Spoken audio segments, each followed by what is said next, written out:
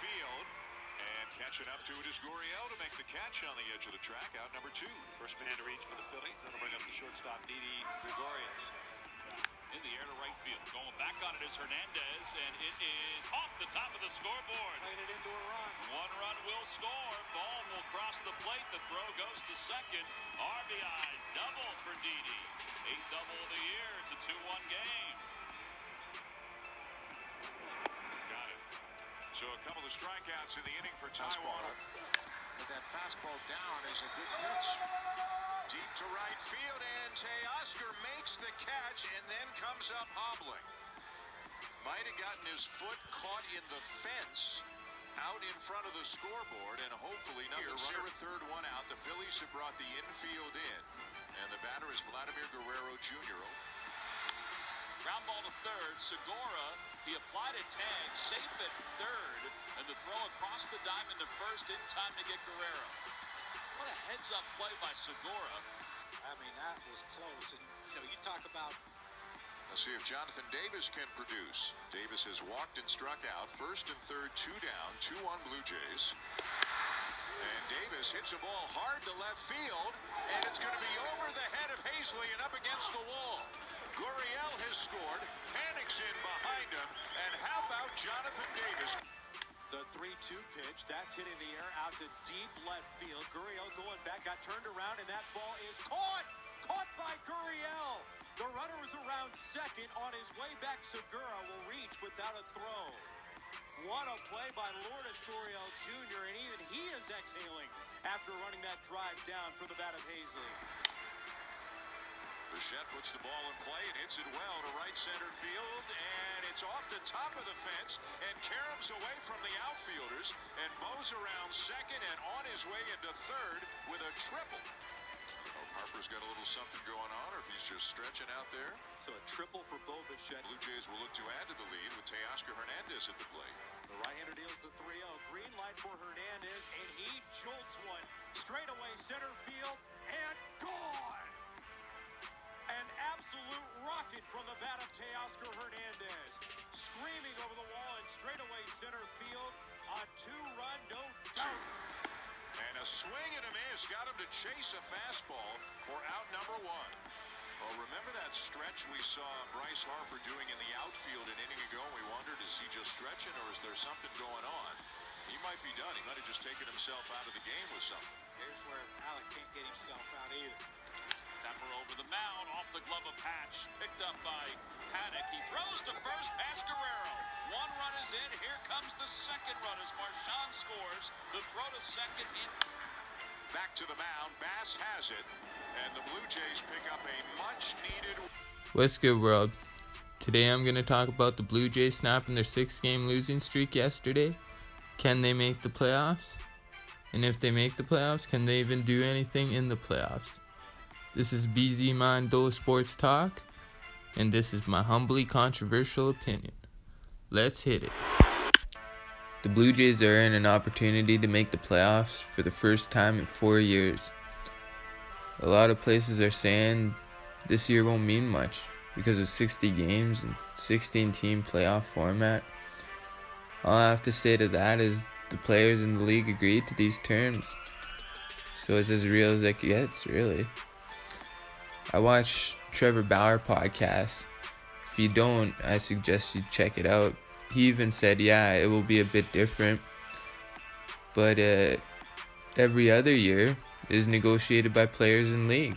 And this year was no different than the others. Just a bit more of a headache at the beginning of the year.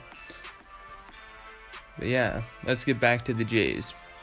They should be aiming for at least 4 wins in the next 7 games here to feel secure to get into the playoff spot. With a few injured players set to return soon, the Jays should feel confident with the healthy lineup. Shoemaker has been throwing live BPs and Pearson has been throwing live BPs. Also, with Jordan Romano getting healthier, with these guys' arms in the rotation, should give the Jays a boost of energy. The Jays haven't had the most prettiest of years, but I believe Montoyo and Atkins have a good plan. A good plan to set up and teach these young guys. how to win and push through adversity. They even brought in Bo Bichette's Hall of Fame dad, Dante, to help the young men grow. I'm not going to say the Blue Jays will win 100% this year because that's hard to say. It wouldn't be fair to put the pressures on those young men like that, but I feel they have an opportunity, and they have to try their best to take advantage of this opportunity, but understand the work and the effort they have put in. Also, by taking this opportunity as the ultimate learning experience, because if they don't win, they have to keep moving in a positive direction without getting complacent. The Blue Jays rotation is set up well with Ryu leading the way. Then I believe Walker and Shoemaker are the next best options, with Rourke, Anderson, and Ray all viable options.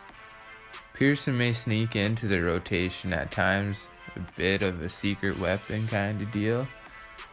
This is the first year in a while I can say the Jays have a good pitching all around. In the bullpen, if Giles can come back and pitch, that would be a scary option for the Jays going into the playoffs. With Bass being consistent and AJ Cole showing his experience, the younger and newer faces to the bullpen who have surprised us all may be valuable to the Jays. With the surprise effectiveness of Romano, Hatch, Dolis, and Yamaguchi, and Baricki and Stripling and Merriweather all actually healthy and showing they can play. The Jays have the talent and could surprise us all. The only fall I could see is potentially happening with the Jays is their youth may catch up to them on the offensive side with nerves, but I say they can be effective if they can push through some adversity. Here's what's going to have to happen. Teoscar Hernandez, who was sent back to the minor leagues last year, now playing awesome, tied for fourth most home runs in the MLB, has to keep that pace up. Kevin Biggio just has to keep being himself, be patient at the plate, and get on base. Gurriel, who in my opinion has been one of the most consistent throughout the past couple years for the Jays, while getting a lot expected out of him by coaching staff, and the media doesn't show him the acknowledgement he deserves. It was nice to see him win AL Player of the Week earlier in September. He brings a lot to the plate, and I feel he has championship material.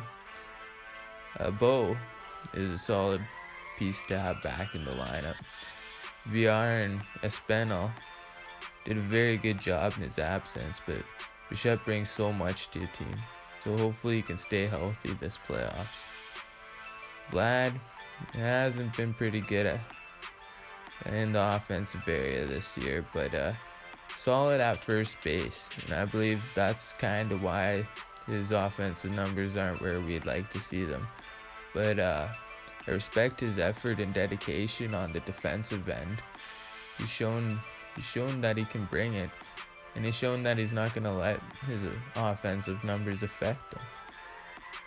The Jays' offensive catching is pretty dull, but Jansen is an all-star defensive catcher. He will need to try to help the offense a bit in the playoffs. McGuire, though, who is supposed to be that offensive production, shit the bed to say the least. I guess the embarrassment of getting caught publicly touching yourself inappropriately took its toll. So the Jays called up their rookie, future backup catcher, Alejandro Kirk, who has shown he needs to learn. He made a few miscues in that, but he can play. Jonathan Davis, who never really get opportunities, has been shown he belongs in the bigs. He missed first half of the season, but since return and call-up, he has produced, and it should be a valuable bench piece in the playoffs. We have the Jays' big bat, Rowdy Tellez, who will probably switch playing first and DH with Vlad. He should be returning from a small injury, and hopefully he picks it up where he left off. Finally, we're at the leaders and the veterans. You need to bring that come playoff time. These 4 guys may have the most pressure out of everyone, but if they produce and hold that locker room together, the Blue Jays have a shot at it. Grichuk just needs to do what he does, lead by example. Shaw, Panic, and Villar need to step up when it matters the most. They're a true professional, all of these guys, and should be able to step up. In conclusion, do I feel the Jays will make the playoffs? Should be obvious by now, of course I do. And will they win the World Series?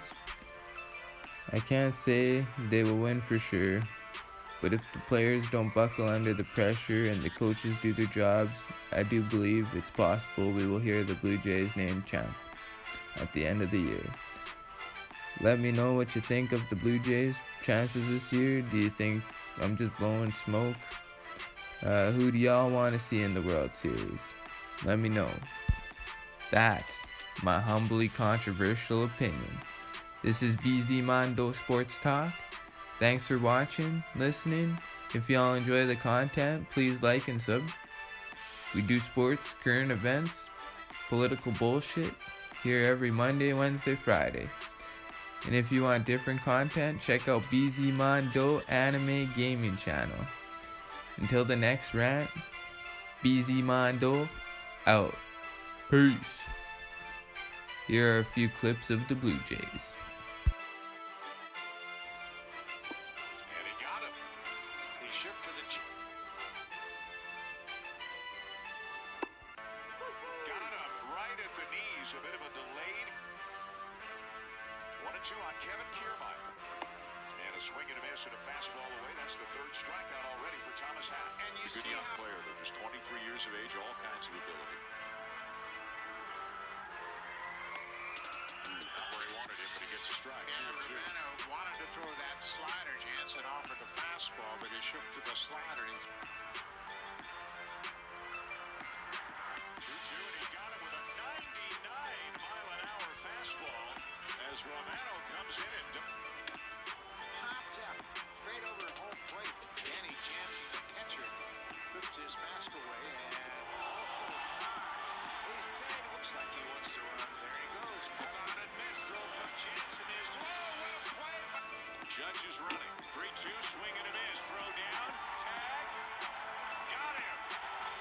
Hoping to come back. Runner goes again. Strike 3 ball. Throw down the tag, and they got it.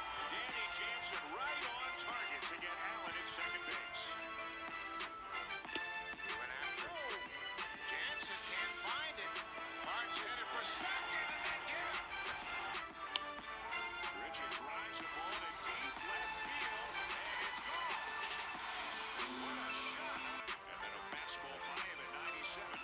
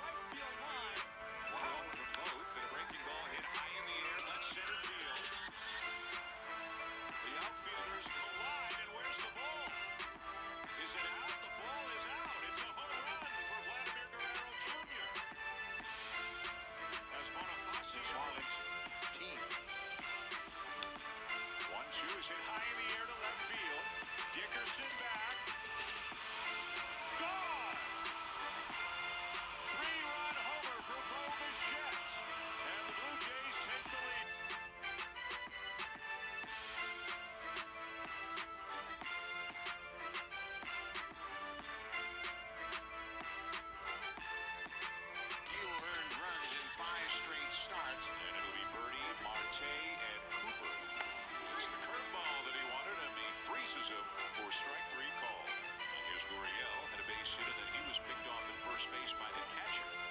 And now a fly ball to left center field, and this ball is well hit, and it's gone. Gurriel hits one out, his 5th of the season, and the Blue Jays have taken the lead. Looked like a slider that Gurriel barreled up and hits it out of the ballpark. It's the 5th total start of the season. As Dansby now hits with the bases empty and 1 out. 90-mile-an-hour fastball, a swing and a miss, 2 down. So here's Ozuna Marcel, the designated hitter tonight. Ryu wants the change.